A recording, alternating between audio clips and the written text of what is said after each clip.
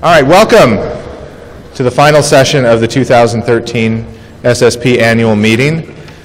I'm very proud to be here as one of your closing speakers, one of your many closing speakers, as the chefs from the Scholarly Kitchen gather for their annual pilgrimage, this time to California. My name is Kent Anderson. I'm the president of SSP and the editor-in-chief of the Scholarly Kitchen. Just to take you through quickly, because I know we want to get to the topics, and we also want to get Phil Davis up here as quickly as possible. Not that he's the last one here, but I know he's a very quick person. He'll be very agile getting up here. These, ladies and gentlemen, are the chefs of the Scholarly Kitchen, the people you've been reading for many years now, actually. How many of you read the Scholarly Kitchen on a regular basis? How many of you are new to the Scholarly Kitchen? Okay, so the Scholarly Kitchen, just so you know, is the official blog of the SSP. It has been in existence for 5.5 years, believe it or not. We currently generate for the 5 of the last 6 months, we've generated more than 100,000 page views per month. We have between 50 and 60,000 visitors per month. And these are the writers and bloggers who make it happen. So there's me. I write the most, but I don't write the best. There's Phil Davis at the end, Judy Luther, Rick Anderson, Ann Michael, David Smith, David Crotty, Alice Meadows, Michael Clark, and Joe Esposito. Give them all a warm round of applause. I can tell you from experience that writing a blog post is not easy, and these people do it very, very well. Some do it regularly, some do it less regularly, but every time they turn one out, it's really, really good. So, Phil, do you know if Tim's coming? Tim Vines? You have what? Is Tim? He's not here. He's not here, okay. So, we're going to go through, these are the topics du jour. We try to keep to a kitchen theme as often as possible, just to keep the jokiness and levity up as much as we can. So this is what we're going to try to get through in less than an hour. Wish us luck. If we want to go deep into anything, we'll be happy to do it, and we may just stop there. We're going to do updates on the blog, talk about government mandates, talk about PubMed Central and eLife, talk about MOOCs, talk about how PubMed Central seems to reduce publisher traffic, talk about CCBY losing its luster, and then Q&A. Of course, this can be rewritten, so it is more like a menu. So we'll have administrative antipasto, followed by a salad of mandates, a pairing of funders, MOOCs and hype sauce, a reduction of traffic, a soupçon of CCBY, and a dessert buffet of Q&A. So for the administrative antipasto, starting Monday, actually starting today, I am no longer editor-in-chief of the Scholarly Kitchen. David Crotty will...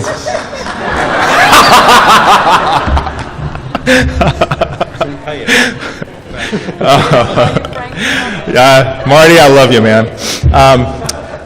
David Crotty has been kind enough to take over the reins. Since I'm the president of SSP, I can no longer serve in this role, so he's going to take over the reins as executive editor for at least the next year. And so you'll see a number of changes. There'll be a formal announcement on Monday via the blog. Well, there'll be a number of changes that he's got in mind that we've been discussing. And I will be president of SSP, and I'll also be blogging occasionally in a personal role throughout the rest of this year. All right. I don't think there are any other major changes. Did I miss anything? I'd like to start my reign as executive editor by asking everyone to please lower your expectations. Kent's a very hard act to follow. I'm really happy he'll be staying on board with us and contributing. I think we're going to really try and distribute the workload because Kent does so much work on this. And it's nice because Michael has promised to write at least 2 posts a week going forward, which we're all really excited about, right, Michael? As long as they're short. Okay, so 140 characters. The format here is, and by the way, we have more than 5,000 Twitter followers as well as more than 5,000 email followers. So we're really popular, and we like that. All right, so we're going to talk about a salad of mandates. We have RCUK, we have OSTP, we have NIH. Who wants to say something about the salad of mandates? It's a good thing? Rick left. We can't hear. Joe, microphone to Joe, please. This is sort of a new thing in our world. All of a sudden the government's constraining us, and sometimes at cross purposes. What I'd like to suggest is that although a lot of people are very involved with the mandates, trying to comply with them, in some cases trying to resist them, the really bigger issue is what do you do after the mandates? And I really would wish that more people be focusing on that, to take the mandates as a given and to try to think about publishing in that future state. If you do that, the mandates aren't going to take much of a bite out of you. I'd also like to urge, there are microphones in the audience if any of you want to respond to these topics. I'll just mention, I think there's still a lot of question marks out there, particularly for a lot of us, the OSTP mandate. We're waiting to hear from the funding agencies and exactly what the policies are going to be. But to your question, is this good or bad? I don't think that's really a question that matters. What matters is the funders are part of the research community. This is where they want to drive things. The researchers are dependent upon them. Our job is to serve that community, and whatever that community needs, we need to figure out a way to provide it. So, I mean, it is what it is. So, rather than trying to make judgments and say, I'm really happy about this, yes, good, bad, here's what it is, let's figure out a way to make it work best. So one of the core questions in this is, what is the role of funders, right? Are funders, do they have a role in saying how research is actually communicated? And do they have a role in saying what the boundaries are around, what the thresholds for communication of research are?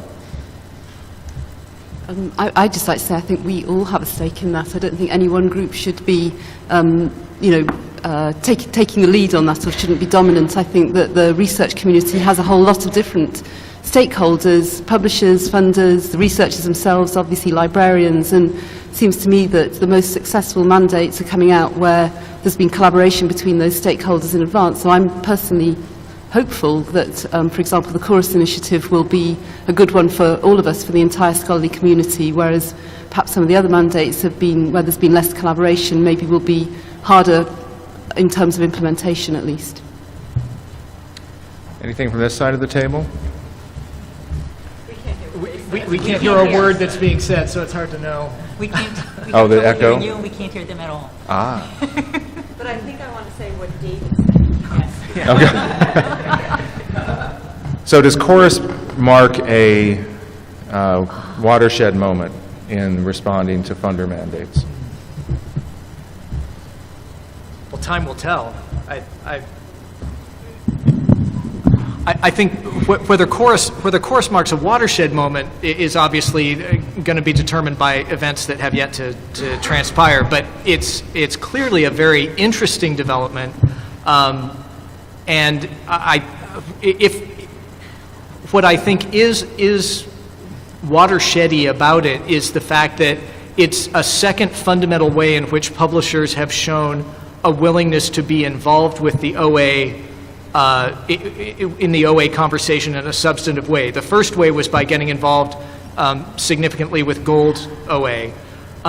Chorus is publishers saying, okay, we can participate in a meaningful way in Green OA, and of course the resistance that we're seeing to Chorus is from people who don't want publishers to be shaping the Green OA agenda in any way. And that conversation is going to get very interesting very fast, I think.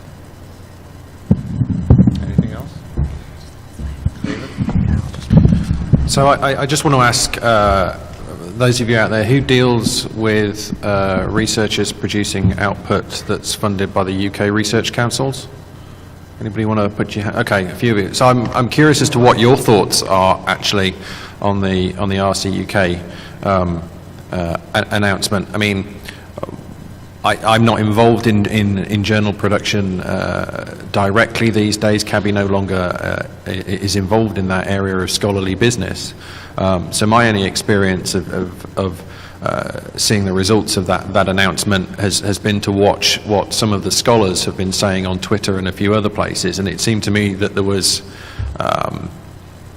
less than universal enthusiasm for what was being announced. I mean, I don't know what anybody else thinks, but it seemed to me that the handing off the burden of delivering funds to the universities without seemingly bothering to ask them whether that was something they wanted to take on wasn't a particularly smart move, and time will find out how well that works. But it didn't seem to me a particularly elegant and well thought out way of doing it. It seemed a bit yes ministerish, if any of you are familiar with that noble sitcom from the 70s and 80s.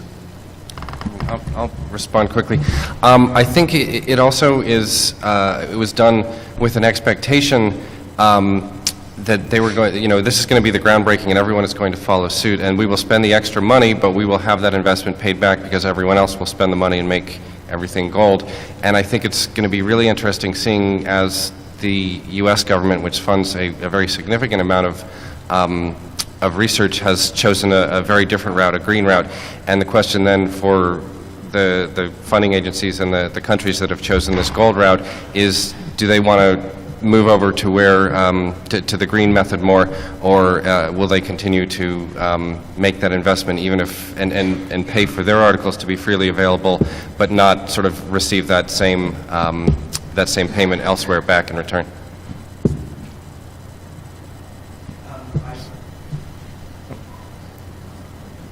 Is it on? It's coming on. Is it on now? Yeah. Yeah. So very much related to that, I wondered whether you think, if you look at the RCUK flowchart for what to do, you get the, does the journal offer a gold OA fee, and then you write down in the bottom left, you get the, yes it does, but oh, whoops, I haven't got the money. So go green for 12 months, and I don't know what the criteria for, oh, whoops, I haven't got the money is, but my guess is that that will be a part of the flow chart that's used a lot. Very perceptive. Yeah. Can I get William at the back? Oh, yeah, William?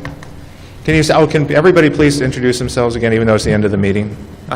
Yes, so it's William Gunn. I'm with Mendeley, and so I've to use the food metaphor here a little bit. I have I watched with the enthusiasm of the Top Chef the preparation of the process in the UK, the RCUK, and listened to with great interest the Finch and everything. And I do have to wonder, given how long that process played out, if maybe what's going on here in the U.S., especially with course, and the speed with which that's come up with and is supposedly to be implemented, if perhaps it isn't just a little bit taken out of the oven before it's ready. I think it's a good question. My understanding, though, is a draft policy is due from the agencies in like August 22nd, I think. That's not necessarily the final state of things, and the process may go on for a while from there. That's at least, there's not a strict deadline that these things are going to go into effect in August. I think that's when the first draft is due.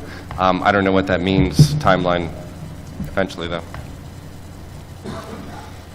Okay, one more question from the floor. Hi, Adam Etkin. I'm the Director of Publishing for the Academy of Management. So I can attempt to address David's question about how the RCUK policy has affected me. So when I joined the Academy, they had in place an exclusive licensing arrangement that did not allow for open access. We're not an open access publisher. We're membership driven. At that time, it didn't really affect us that much because most of the work our researchers produced didn't have funding requirements. So the RCUK policy changes that. So I'm now in a situation where our journals in the category of management, for what it's worth, four out of the top 5 journals in management in JCR are our journals. So researchers in that field want to publish with us. Many of them are now going to have this funding requirement, and I'm in a situation where I have to try and negotiate an amendment to this contract that does not allow me. I'm in a situation where I may have to tell authors, sorry, you can't publish with us. Help. We don't want that. Well, I think that issue's come up in RCUK as well, where the question of academic freedom came up. All of a sudden, there's a toll in front of where you publish, and that's different. And some people don't feel that that's a good turn for scholarship. Absolutely. Well, except that page charges existed for many years. I mean, what changed is not so much that it costs money to publish somewhere. What changed is that by statute is maybe not the right word, but there is regulation limiting what you may do with your work, and I think that that's what has prompted more concern than anything else. Yeah, there's also an added layer, potential added layer of review. If you have an academic committee, all right, your university has handed these funds, they have to decide how to spend them. You're actually potentially adding in a layer, kind of a pre-publication peer review. Pre-submission peer review. Pre-submission peer review that you have to sort of pass muster. Well, is my paper good enough to publish? This is the journal I've chosen. Can I have money for that? Yes, no. So you have the question of freedom there, and then you also just, that they may introduce more delays into the system, and we all want things out as fast as possible. So that's a worry as well. Marty? Marty Frank, APS. Couple of things. Page charges always exist predominantly in society journals, and the investigator always had the decision to be made based on the resources available to them from their grants or their departments to go to a society journal that had page charges, or for the most part the commercial journals that did not have page charges. It was a decision made by the investigator by the resources available. What's happened in the UK with the funds going to the institutions is now the institution is deciding where the investigator is going to be publishing based on some unknown criteria. Are they going to say you can't publish in the Nature OA journal that charges $5,000, but you can publish in the Hindawi journal that charges $400, and you're being nice because now 11 other people can publish an article? Are we going to deal with something like that? The other comment relates to what Rick said as well, is he saw publishers stepping up and getting into gold OA in a role now with chaos is in green. I think publishers have been involved in public access from the get-go. The authors are the ones who failed to make public access work. They did not deposit their articles into PubMed Central. It has been the publisher that has done its job to make PubMed Central 70% compliant right now, and will be forced to make it 100% compliant by the requirement of NIH to make sure every article that's in a progress report has a PMC ID number. And so I think publishers have made public access work in spite of the fact that we abhor being told how to run our business. All right, so we're lingering over salad quite a bit here. So I'm going to move us on because we are talking about PubMed Central now, and one of the more interesting stories that emerged last October and continued on through much of the first half of 2013 was how PubMed Central and NCBI gave eLife special treatment to launch on U.S. government websites prior to having their own independent publication capabilities. It led to a Freedom of Information Act request that yielded all 700 and some pages of documents from them, and some emails that basically showed that they knew what they were doing and they were trying to keep it secret, and they kept it secret from their own National Advisory Committee. I think this kind of speaks to, you know, there are claims about who to trust. And do you trust publishers? Do you trust funders? Do you trust government agencies? All of these things. There's an issue of trust in here and an issue of transparency in here and just an issue of what happened. So throw it out there. Anybody has any comments or thoughts on this particular story? Can we do a spot poll with you? Okay. So hands up who felt upon reading all of this stuff, who felt comfortable with what went on?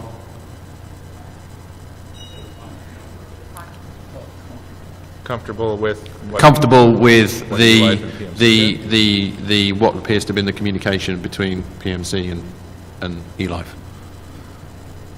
Okay. Okay. Who felt uncomfortable?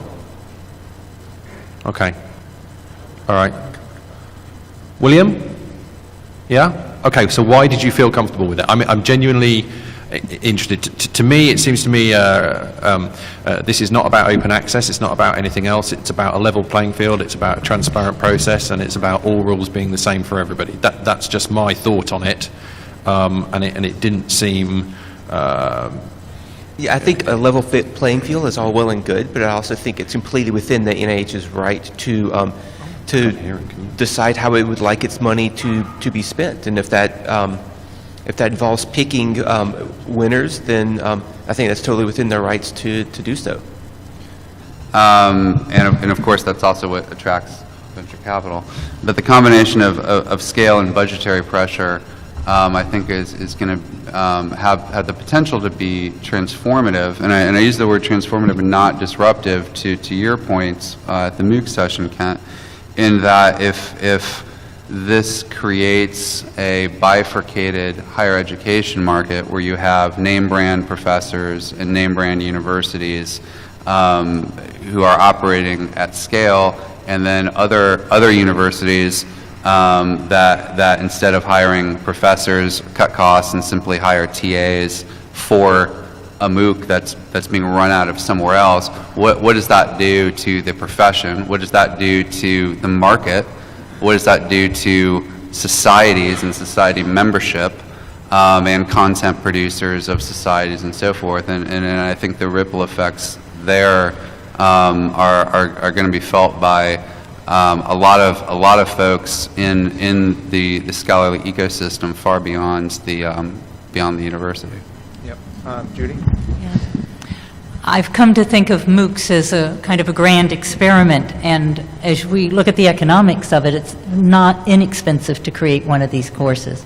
Actually, it's quite expensive. So as we follow that, I think, over the next few years to see how it's worth the investment, at what level it's worth the investment, at what level the return is there.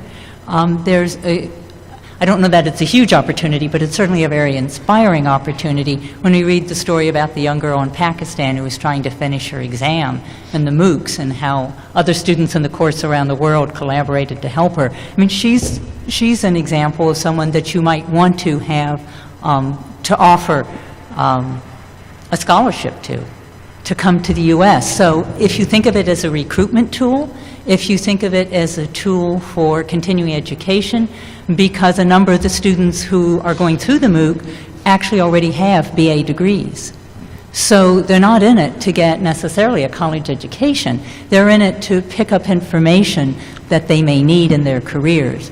And at the rate of change in some of these degree areas, and particularly in technology, and at one time it was stated that freshmen, between the time they enter college and the time they became juniors, 30%, 50% of what they would learn would change. So when we look at people who are going to be employed over several decades, these schools offer really large branded opportunities to improve your skills, whether you get a certificate, even if it's not a large number who finish. Great. Marty? And then we'll move on. It's just a rhetorical question whether or not MOOCs can survive without a college football team. It'll be virtual. It's Madden. Okay. Oh, MOOC. Actually, Kent, I wanted to one try last to answer thing, your question about VCs entering the world. Oh, yeah. What's interesting to me is the timescales involved. So after the dot-com boom, if you remember, there was going to be the big biotech boom, and all the VC money was going to go into all these biotech startups, and then the venture capitalists realized the amount of time it takes to go from a discovery to a drug, and then going through regulation and testing of that drug, and then getting it approved, and it's just, we're not going to invest in 20, 25 years later, then turn a profit. And I think there are longer timescales in a lot of scholarly publishing. If you've ever started a journal, you're thinking, minimum 5-year plan, more likely at least a 10-year plan before the journal really hits its stride.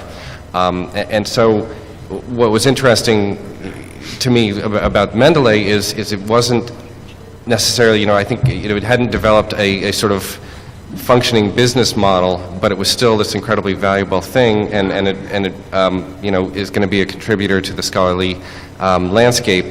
And what we may be seeing is, rather than disruption, we may see sort of an acceleration of experimentation and some new technologies and some new approaches that are sort of rapidly built and then assimilated by the more traditional world and brought in. So it may prove to just be an incubator in a lot of ways rather than a replacement. Or it could be that the expectations are so divergent that it's, a Yeah, few or- experiments come in from right. VC and they go, whoa, that's Right, harder or than it we could just thought. fizzle out. Yeah, Who right. knows? Okay, so we're going to move on. One of the nicest things, one of the things I'm happiest about when it happens is when the Scholarly Kitchen actually publishes original research. We've done it with Todd, with Phil, with Tim, with myself, and I think a couple of other people have done it as well. So not only thought pieces, but real novel data. One of the most interesting pieces of this, there's a couple of pieces actually by Phil, showing that PubMed Central has a drag on traffic at the HTML level and on the PDF level, and inspired by that I did a couple of quick analyses of PLOS journals and found that actually the drag there can be greater, with more than 30% of the traffic from PLOS 1 being diverted to PMC, which is really interesting because then it's not about free or paid. And it's actually not about free or paid in either case, right? So Phil, can you talk a little bit about the research, because you know it best, you did it. Thanks. I'd actually, rather than talk about the research, can you hear me? Yeah. Rather than talking about the research, I'd actually like to talk about the process. About 10 or so years ago, there was a phrase that I thought was kind of interesting. It was called evidence-based medicine, where when you think about it, you start thinking, well, what's going on in my doctor's office if it isn't based on evidence? Or what does the surgeon do? And then librarians were quick after that to come up with evidence-based librarianship, which also made you wonder what was going on in the library. And recently, John Sack has come up with a phrase he calls evidence-based publishing, which kind of makes you wonder about the decisions that are made in publishing. But personally, I see publishers as being very pragmatic people who have to adjust to a changing environment. We're in a very tense political situation, and it often is required for us to stand back and try to look at it objectively, even though it is so difficult to do so.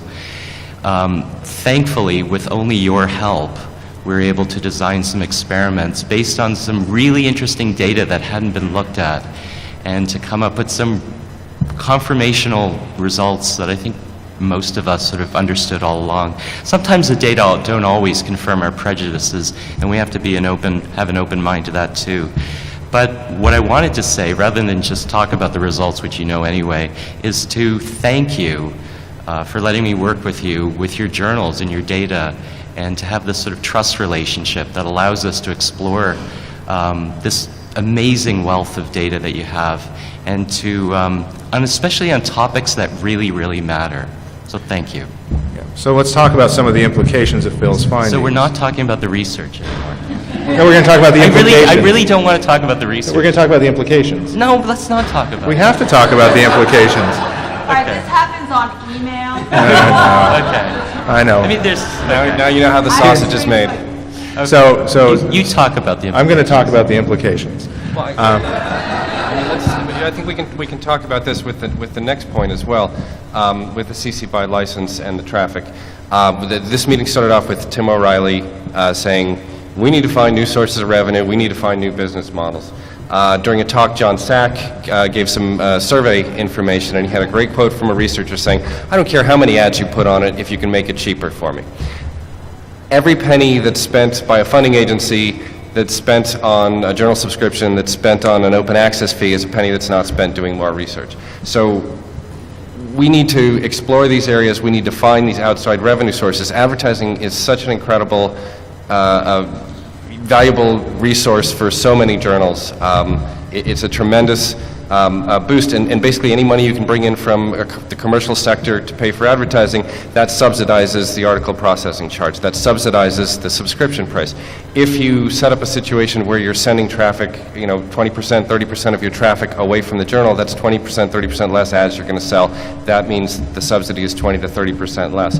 And the CC BY license is the same thing. So many journals do very well through reprints, through secondary licensing, through rights to aggregators, translation rights, things like that. And when you remove those business models, it makes things so much more expensive for either the person subscribing or the author paying a charge.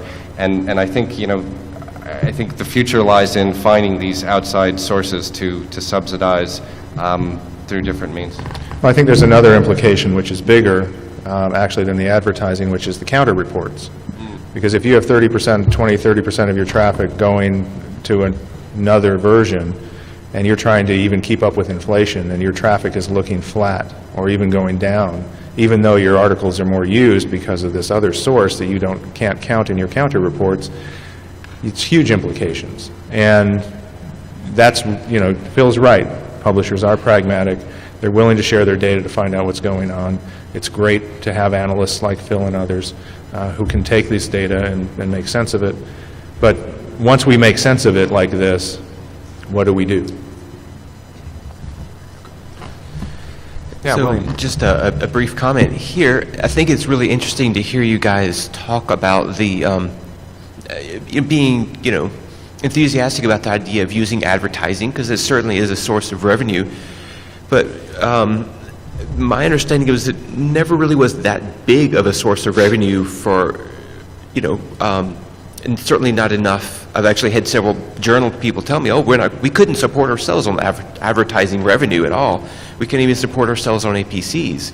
So, I mean, is it really that big of a deal? Yeah, so we've actually had a pretty good comment thread on this actually yesterday and I think the day before, where people were saying, advertising revenue can't amount to much. And it depends on whose report you believe, but it's somewhere between $330 million to $2.1 billion in aggregate across STM publishing. That is significant. Yeah, and it varies. in some ways it's growing. It varies quite a bit, journal to journal, subject to subject. Medical journals certainly see a huge amount of advertising. I have worked with journals where advertising is less than 1% of total revenue, and journals where it's more than 50% of total revenue.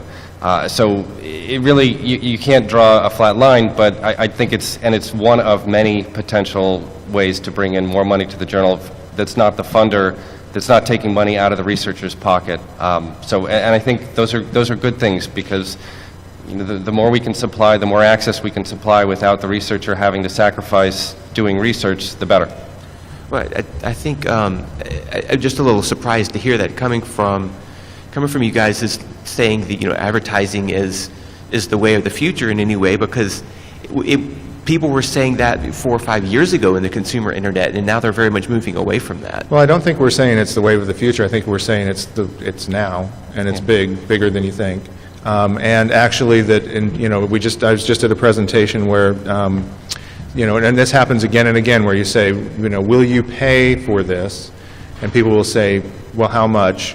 And you say, well, without advertising this much, with advertising this much, they'll say, we'll take the with advertising version, please.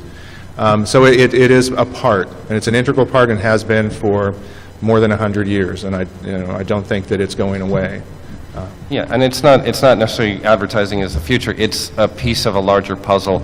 It's a search for new business models and new ways to support scholarly publishing beyond just subscription. And wherever we can find it, the better. So, amen. Yeah, thank you. I'm going to. Oh, sorry, Mike. I'm actually gonna have to side with William on this one. I mean, yes, you're right. There's a lot of revenue from advertising in scholarly publishing, but most of it's still in print. The vast majority is still in print. And if you look at medicine and you look at all of the total aggregate amount of online advertising spent in STM publishing, it adds up to some small fraction of WebMD's advertising revenue, like 10% or something like that. But so it is moving. It is moving. Yeah, from a very small base. That all being said, I think the bigger point, and I think this was for me the most interesting thing out of the keynote from Tim O'Reilly. O'Reilly is I think a very shrewd businessman, a very smart man, and one of the things that I think he's been most successful at with O'Reilly is creating virtuous cycles of self-reinforcing businesses where you have authors of books that are then recruited to speak at conferences, conference speakers who are recruited to write for O'Reilly publications or for some of their magazines, and that intelligence is then used to fund an investment cycle and so forth. And he acknowledged that that's something that societies also can do very well and have done very well, but the trick is to not think of it as, okay, you know, our organization, we publish these journals and we do this book and we do these conferences. That's not the point. The point is that there's a audience that's being served with a dynamic set of products and services that are going to change over time. Some are going to be sunset, some are going to be started. It's going to evolve, it's going to change. The business models are going to evolve, they're going to change. Might be advertising for a certain period of time, or for might be a certain combination of APC charges for some things, subscription charges for other things, conference fees for other things. But the question is, how does it, at a certain point, the sum exceeds the whole exceeds the sum of the parts, and how do you get those virtuous cycles going? Yeah, it's interesting. I think one of the side effects of mandates is the notion that there has to be the way instead of a way, because you go through all the scientific fields from astronomy through zoology, and you know there are so many different ways to make a business work. So, final thing, a soupçon of CCBY. There were three things that happened around CCBY this year, at least in my mind. One was RCUK requiring it. The other was the survey that came out showing that it's the least favored license option among researchers. I think that was Taylor and Francis' survey. And the third was recently that publishers were caught taking CCBY materials, launching products, using them, and then saying, look at all the great papers we have, don't you want to be an author with us? So anybody want to talk about these? David? Well, I mean, I'll start. I think the issue with CCBY is it's a very blunt instrument, and I think there is a deliberate purpose behind requiring it or requesting it. And I just the thing is, it comes with a lot extra, and there's the idea you want this very blunt, very broad license because we don't know what the future is going to bring, and maybe there'll be some use, and if we put it under you know a non-commercial license, then it destroys a whole new business or a whole new period of pathway of research. But at the same time, when you do something that's so open-ended, you get a lot of negative baggage as well. So I think there are some really interesting questions and people who are working on trying to refine the idea of a license that can give you the good things that's being requested by CC BY without so many of the bad things. So, you know, the CC BY NC, ND plus, who knows what sort of combination of acronyms. But I think there are ways to satisfy what the people asking for CC BY are looking for that are a little more precise, at least, and don't cause quite so many problems. Anyone else? Anyone over here? No? Okay. David? So I find this a fascinating thing. And there's so many layers to it. To me, but buried in there somewhere is the fact that there's something about licenses that just fundamentally doesn't work. I was at the big data session yesterday and looking at some of the stuff that was being put up about data licenses, and there's a version for the US and there's a version for the UK, and who knows. And I might note that, by the way, I think as DC here has pointed out on many an occasion, copyright symbols didn't stop Google. Yeah. Okay, just didn't. So the idea that these things stop transformative businesses evolving, I'm not entirely convinced by. The other thing I have to say is that as a UK taxpayer, I'm not entirely keen on the idea that research that I have in some way enabled to be funded gets to be exploited by other countries without something rolling back to the UK. And I'm sure that if you're in any other country, you probably feel exactly the same way, right? I'm not sure that delivers the benefits back to UK PLC that it's supposed to. I also think, and here is something, last year we had Larry Schwartz from NewsTech give a great keynote, and he's built an absolutely fantastic set of incredibly agile businesses, and one thing I do remember from that keynote was he said it didn't matter whether the stuff was available for free or not, they got an agreement to use it. okay? Every single time. And the reason is because you're safe, right? If you're a responsible commercial organization, you want to make sure that you've got a piece of paper somewhere that says that you can do the stuff that you want to do with the things that you want to make use of, okay? So you're going to have a complex set of digital material out there, some of which might be CC BY. You don't even know whether the components of that particular piece of material are actually all fully rights accounted for, okay? And I think there's an amazingly interesting, complex issue to unpick here about the things we want to do with the components of digital objects that we call books or book chapters or pictures or tables or journal articles or whatever it might be, right, is understanding what we can and cannot do with it, okay? Pragmatically speaking, if you want to do something here, I think CC BY NC, right, allows a huge amount of freedom and latitude for the researcher to go and do whatever it is that they want to do. And I personally think that we should be just allowing researchers to do that. Okay, I think we can seriously, as publishers, make some much better steps to enable things like text mining, and I think that's something we should work on. Okay, but then the only thing that NC says is if you want to do something commercial with it, ask. Well, folks like Larry, they ask. And most other organizations, you know, a pharmaceutical company, they're going to ask. That's their instinct, right? They're going to have a whole legal department that instinctively is going to tell them on due diligence, ask. So, okay, so cognizant of the time, stay up questioners. I just want to say a couple of things before we take some final questions. One, I was very remiss in not thanking one of the best bloggers we have currently, who is Stuart Wills, who is now doing a podcast for us, and that is an incredible amount of effort. And if you've heard it, you know how good it is. So let's give Stuart a round of applause.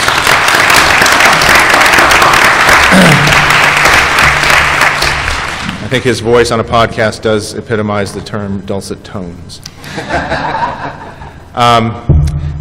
Then we'll take questions, and then I think we'll close up.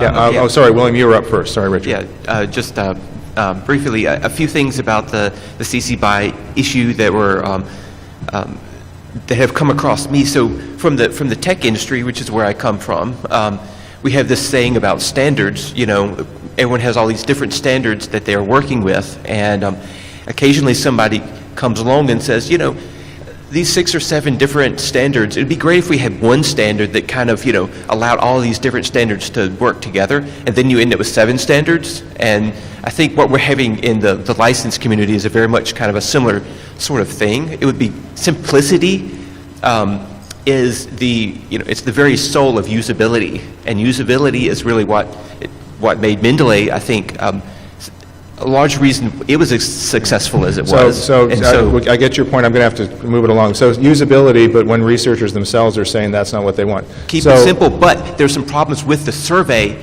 that was done that seemed to indicate that. I think there's a lack of education, and I don't think we can take it as proven that that's not what researchers want. Researchers don't specify license, they specify what they want to do as encoded in a license. But beyond that survey, the actual usage data from journals that offer researchers a choice, and they choose the But more you don't know what restrictive they license. understand about the Yeah, licenses so we're themselves. going to move on to another question. I take the argument that researchers are stupid to be an argument that is a difficult one to agree with, because we're talking about pretty smart people. And having published journals for years, having made minute changes in our author licenses, researchers go through those with a magnifying glass, and if they see something they don't like, we have, you know, our lawyers here all the time, our licensing people here continuously, and people who publish in journals and then they sign a book license, you would not believe the detail and the understanding they have of those licenses.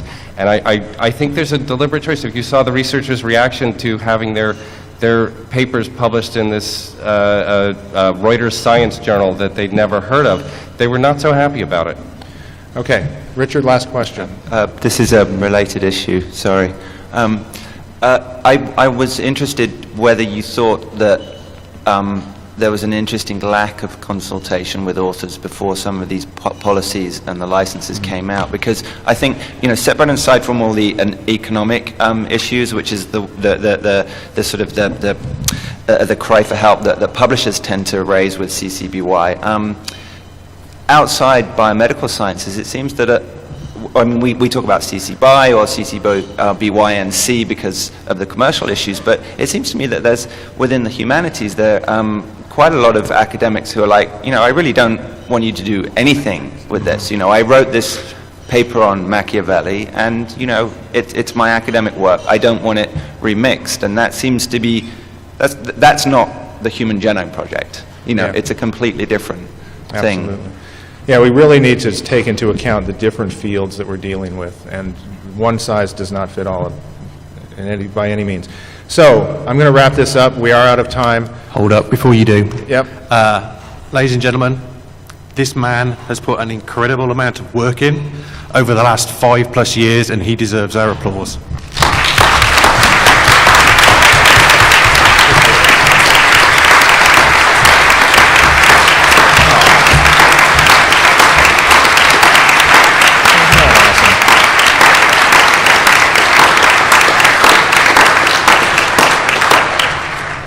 Well, that more than made it worth it.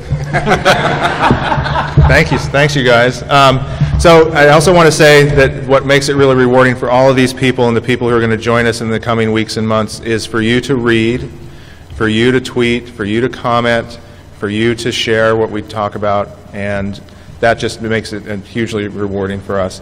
All right, so we're going to close out with one final thing, and so next year, we want to see you in Boston, May 28th through 30th, for the next SSP annual meeting. It's going to be great, and we're going to close out with Don't Look Back from Boston. So thank you all very much.